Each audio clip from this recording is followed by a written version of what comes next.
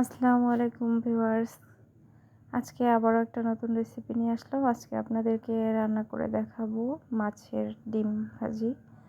চলুন তাহলে শুরু করা যাক। এখানে আমি মাছের ডিম নিয়ে নিয়েছি কিছুটা। এখন এটাকে আমি আগে থেকে ভালোভাবে ধুয়ে পানি ঝরিয়ে নিয়েছি সুন্দর করে।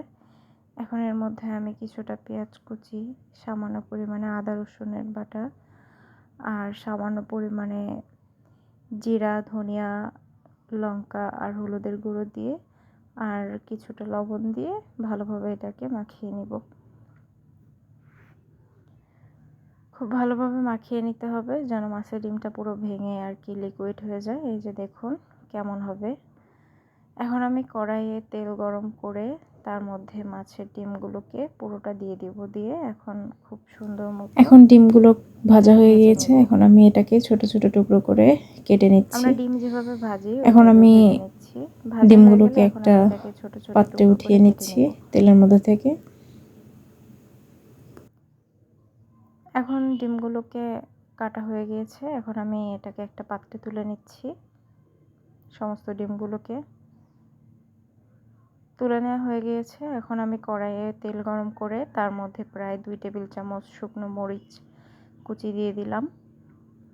এটা হালকা একটু ভেজে তার মধ্যে দিয়ে দেব 1 কাপ পরিমাণ পেঁয়াজ কুচি।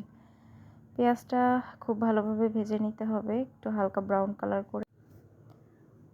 যখন পেঁয়াজটা ব্রাউন কালার হয়ে আসবে সে পর্যায়ে এখানে আমি আগে থেকে আলু ছোট ছোট ঝুরি করে একদম কেটে পানি ঝরিয়ে নিয়েছিলাম ভালোভাবে ধুয়ে। এখন সেই আলুগুলোকে পেঁয়াজের মধ্যে দিয়ে দিব। তো ভালোভাবে এটাকে পেঁয়াজের সাথে নেড়েচেড়ে মিশিয়ে এখন স্বাদ মতো লবণ দিয়ে দিলাম আর সামান্য পরিমাণে হলুদ গুঁড়ো দিয়ে দিলাম। দিয়ে আবার নেড়েচেড়ে মিশিয়ে এখন আমি ঢাকনা দিয়ে অপেক্ষা করব 5 মিনিটের জন্য। জালটা আমি মিডিয়ামে রেখেছি। এখন 5 মিনিট পর ঢাকনাটা উঠিয়ে আমি আবারও ভালোভাবে নেড়েচেড়ে এটাকে মিশিয়ে নিচ্ছি। এ পর্যায়ে আলুটা সিদ্ধ হয়ে গিয়েছে। এখন আমি আগে থেকে ভেজে রাখা ডিমগুলো দিয়ে দিব আলুর মধ্যে। দিয়ে এখন ডিমগুলোকে আমি একটু ভেঙে দিচ্ছি খুন্তির সাহায্যে, একটু ঝোড়ো করে দিচ্ছি। এখন আবারও ঢাকনা দিয়ে আমি অপেক্ষা করেছি প্রায় 2 মিনিটের জন্য। 2 মিনিট পর ঢাকনাটা উঠিয়ে আবারও ভালোভাবে নেড়েচেড়ে এটাকে কিছু সময়ের জন্য ভেজে নিতে হবে। বারবার অনবরত এটাকে নেড়েচেড়ে ভেজে নিতে হবে, না হলে নিচ থেকে পুড়ে যাবে। এখন আমার মাছের ডিমগুলো ভাজা হয়ে গিয়েছে। এখন আমি এটাকে একটা পাত্রে তুলে নিয়েছি। দেখুন একদমই সহজ উপায়ে একদমই কম সময়ে একটা সিম্পল রেসিপি শেয়ার করলাম। আশা করি আপনাদের ভালো লেগেছে। আজকের রেসিপিটি ভালো লাগলে অবশ্যই আমার চ্যানেলটিকে সাবস্ক্রাইব করে আমার পাশে থাকবেন। আজকের মতো এখানে বিদায় নিচ্ছি। আল্লাহ হাফেজ।